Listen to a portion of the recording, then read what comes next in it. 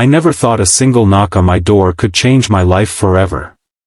That quiet Wednesday morning, the sunlight filtered through the thin curtains, casting lazy patterns across my living room floor. I had been sitting there, staring blankly at the half-finished cup of coffee, feeling the weight of a life that seemed to have slipped through my fingers. My career was stagnant, my friendships felt superficial, and most painfully, I carried a personal grief I couldn't share with anyone. That knock startled me, not loud, not urgent, just deliberate, almost hesitant. When I opened the door, I was met by a woman I'd known for years in passing, our interactions always polite, cordial, but nothing more. She was my neighbor, a gynecologist who always wore a professional composure, her eyes sharp and unreadable behind her glasses. That day, she smiled softly, almost knowingly, and said she had something important to share with me.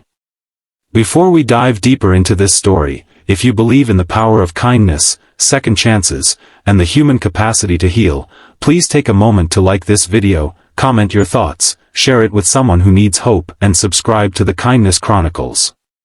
Your support helps spread stories that truly matter. Her name was Dr. Maya Kapoor, and I had always admired her from afar, not just for her professional achievements, but for the quiet way she moved through the world, leaving a sense of calm behind her. That day, she invited me to sit down with her in my small, cluttered living room. I was hesitant, my gut telling me to retreat into the safety of my routine, but something about her gaze made me stay. She leaned in, speaking in whispers at first, as if revealing a forbidden truth. And then, slowly, she began to unfold the story that would forever change how I saw the world, and myself. Maya spoke of the countless women she had treated over the years, each with their own hidden pain. She told me about miscarriages no one knew about fertility struggles kept secret in hushed tones, about the women forced to make impossible choices in silence. Her voice trembled at times, though she tried to hide it. I realized then that beneath her composed exterior, she carried the invisible weight of every woman's secret she had been entrusted with. What struck me most was how deeply human she was, how much she had suffered alongside strangers, holding their pain quietly, never seeking recognition. Her words reached into the corners of my own grief, reflecting the loneliness and helplessness I had carried for years. In the days that followed, our meetings became a strange, comforting ritual. I found myself opening up in ways I never had with anyone else. I told her about my failed marriage, the years I had spent trying to prove my worth, and the silent sorrow of losing a child before it had even had a chance to live. Maya listened, never judging, never offering quick fixes, but sharing small, poignant truths that resonated deeply. She spoke of resilience, of the human capacity to heal even when the world seemed determined to break you.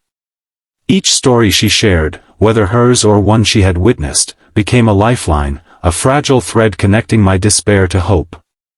It wasn't easy. The nights were long, filled with memories I tried to bury, and tears came more freely than I expected. I questioned myself constantly, wondering if opening up to a neighbor was reckless, if my vulnerability might be seen as weakness. Yet, with each conversation, I felt lighter, more human, more seen. Maya taught me that healing isn't linear, it's messy, unpredictable, and often frightening. But she also showed me that the most profound growth often comes from the moments when we feel most exposed, most broken. One afternoon, she shared a secret about herself that left me speechless. Maya, despite her brilliance and compassion, had faced a personal tragedy that had once shattered her entirely. She had lost her sister unexpectedly, and for years, she had wrestled with guilt and sorrow.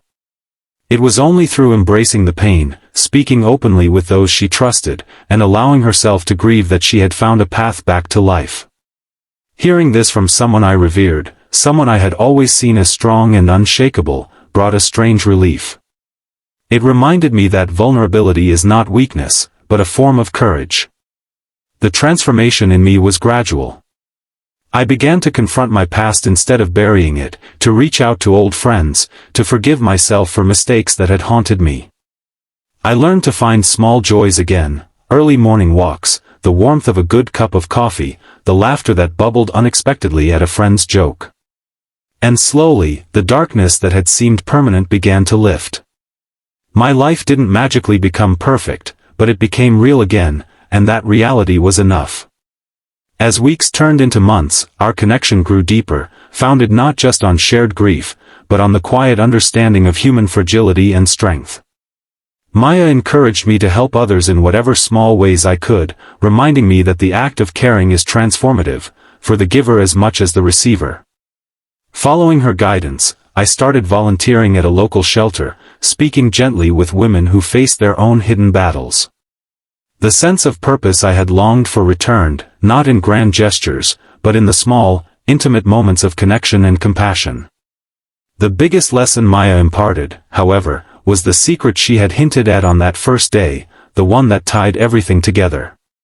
She explained that everyone carries secrets, burdens, and wounds, but the act of sharing, of trusting another with that truth, has the power to heal not just the heart of the one who speaks, but also the one who listens. Our stories, she said, are not meant to be locked away. They are threads in the tapestry of humanity, and when shared with care and empathy, they create resilience, understanding, and hope. Months later, I stood by my window one quiet evening, watching the city lights flicker, and realized I had been given a second chance, not just to heal myself, but to be a vessel for hope and kindness. Maya had taught me that even in our most vulnerable moments, there is strength to be found. There is beauty in the rawness of human emotion. And there is redemption in connection, in choosing to reach out when the world tells you to close yourself off.